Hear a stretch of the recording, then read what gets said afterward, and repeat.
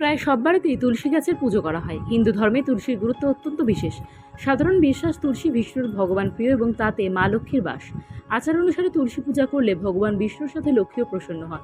প্রতিদিন সকালে বিশেষ করে মহিলারা বাড়ির তুলসী গাছের গোড়ায় জল নিবেদন করে থাকেন। যদিও রোববার তুলসী গাছে জল দেওয়া একেবারেই অনুচিত, কিন্তু অনেক সময় মানুষ অজান্তে ভুল করে এবং তারপরে তার বিরূপ পরিণতি দেখা দেয়। দেওঘরের বিখ্যাত জ্যোতিষ পণ্ডিত নন্দকিশোর মুদগাল জানাচ্ছেন, হিন্দু ধর্মে তুলসী গাছকে বিশেষ বিবেচনা করা হয়। নিয়মিত তুলসী গাছের পূজার্চনা করার পরামর্শ দেওয়া হয়। এতে দেবী লক্ষ্মী প্রসন্ন হন এবং গৃহে সম্পদ বৃদ্ধি পায়।